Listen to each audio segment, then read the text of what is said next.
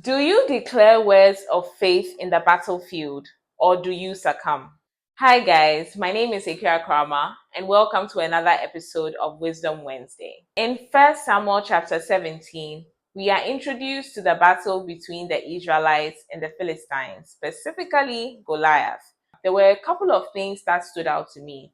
One of them being David's interaction with Goliath. We always talk about how he took a sling and a bow and he went after Goliath, but we never talk about the things that he said before he went into battle with Goliath. Sometimes when we go into battle, we are thinking so much of how we are going to execute the battle and not focused on what God told us about the battle. Before David went into battle, he spoke to the Philistines. He told them, "This thing I'm coming to do, this will be your outcome." But because he looked small and insignificant, they did not take his words seriously. David did not go into this battle believing in the strength in his flesh. He went into the battle believing that the Spirit of God was in him and was with him. And so that is what empowered him to do the things that he did on the battlefield. David's strength was not displayed in his ability to use the sling and the rock. His strength was fortified in the Lord.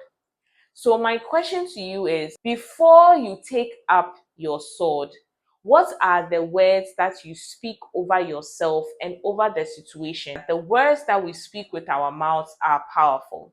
If you are going to write an exam and before you've entered the exam hall, you've already said that you will fail, then surely that is what you will get. But if you enter the exam hall and your declaration is that I have excelled, that will be the outcome. Now, let me say this. David's battle on the field was met by preparation. He was behind the scenes looking after sheep.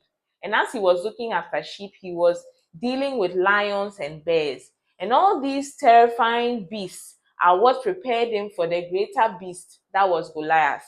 So, as you are speaking words of faith over your situations and over your battles, make sure that the seasons of preparation that God has placed you in, you prepare well and adequately.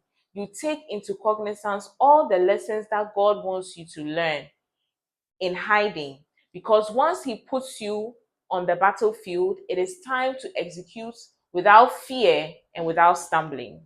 Well, guys, I hope you have been inspired by today's episode. I'll catch you guys next week.